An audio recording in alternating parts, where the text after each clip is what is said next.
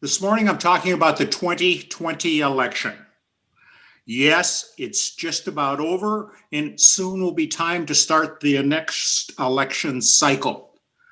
But at this point in time, most all state races have been finalized. Most all legislative bodies have been seated. And at the national level, the House of Representatives is in place and voting. The Senate is due to be seated soon. Most runoff elections are done, and our 46th president, Joe Biden, will be inaugurated next Wednesday. Yes, this is an incredible period and an incredible happening, and the whole world is looking on. Now, this morning, I'm going to talk about the facts of the election, the drama and the reality of the election, and lastly, the future. Facts of the election. This was a success beyond any measure, regardless of who won. There were 155 million votes cast. That's almost 9 million more votes than the 2016 election. Write-ins, absentees, and voting was at record levels. Doesn't make any difference which party you voted for, the populace turned out. Historically, the U.S. has a very poor record of voter participation. National elections do better, but this was on a record pace. Now, what were the issues of this election? COVID-19 still is with us. The economic and health issues of it. Civil unrest as defined by the George Floyd incident in Minneapolis. The ACA program, the Affordable Care Act. Supreme Court nominations. And last but not least, that sneaky thing we call conspiracies. That thing that permeates the air and makes us wonder where truth really is or isn't. Now, let's talk about the reality of it. Here's the reality of it. 155 million people voted. 82 of them voted for the Democrat or Joe Biden, and 7 million less for Donald Trump or the Republicans. By any definition, that's a huge turnout. And it encompassed all sorts of new voters. That's the great news. We had lots of new voters. Now, with that in mind, we'd say, well, that's really great news. And if you compare these numbers with past elections and compare 20 against the 16 elections, the Electoral College vote was about the same margin. But the popular vote was entirely different. The margin of victory in this particular one was consistent with other elections. Some of them have been much closer, but by most definitions, this was a fairly significant event. It was actually projected early on that the Democrats would have a landslide result across all plats. But that didn't turn out to be the case, for they just barely held the House. And of course, they brought up their Senate membership, and they now control the White House. So that part of thing is really, really terrific. But it comes at an incredible cost. And that's this gridlock that we have. And it doesn't make any difference whether you're at the federal or the state level or even local level. There's incredible gridlock. But let's take that into those issues we talked about. COVID-19, the health issues and the economic issues, twofold. And it's with us today. Do we mask or do we unmask? Do we social distance or do we not social distance? Do we close certain things and open others? It's an ongoing dialogue that just never ends. We've seen it at the state level. We've seen it at the federal level. And we seem to have the medical community against the economic community. And that contributes to this incredible gridlock. But the other part of it is the stimulus.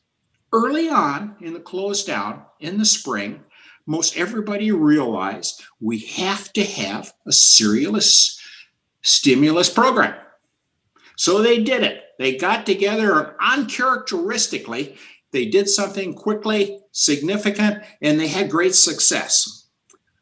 But about the middle of the second quarter or beginning of the third quarter, it was apparent to most economic things that if they don't do something now and do something significant, the end result will be far worse than the cost of any stimulant in between.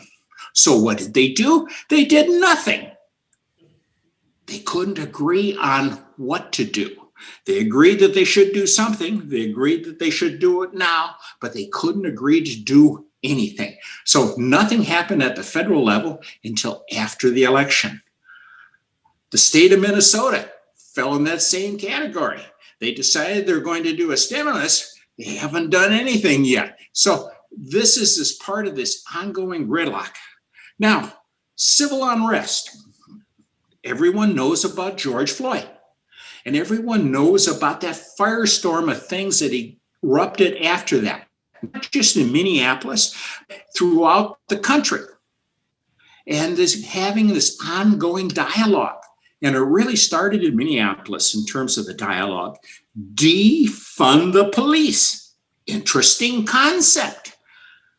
Minneapolis made serious attempts at defunding the police, basically trying to eliminate a good portion of the police force as part of an effort to redirect policing in Minneapolis. Lo and behold, they couldn't get anything done for the very simple reason that when you make a phone call to the police department, you want a policeman out there with teeth. You don't necessarily want a public health person there. And that's the problem that permeated the election. Number 3, the Affordable Care Act. In many ways, the Affordable Care Act was like Medicare. When Medicare was first passed in the years after that, there were significant attempts to peel away and get rid of Medicare. Well, it's become institutionalized at this point. And the Affordable Care Act is going that way a little bit, but that doesn't stop them from trying to chip away at it. Supreme Court nominations.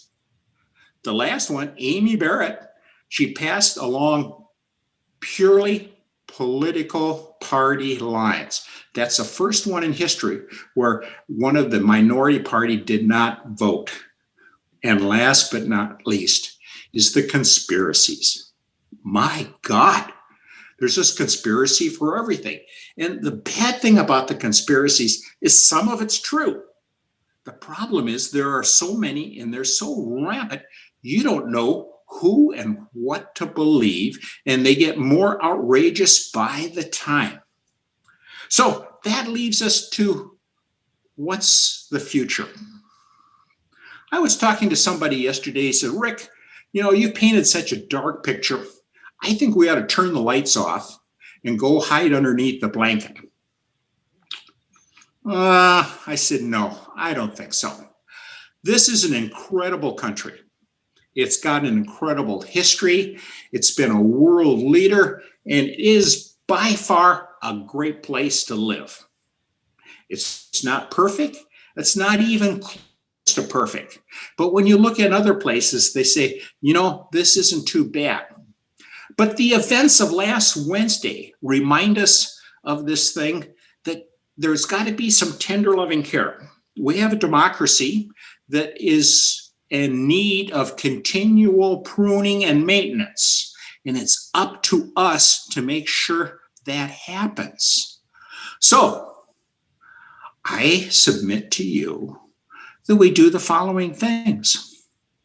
Let's listen to that other 74 million people or 82 million people, and let's not holler at them so much.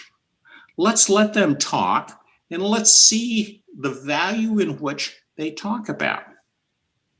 Let's take care of this democracy we have and show the rest of the world that even though we can have an event like Wednesday, we can recover from it.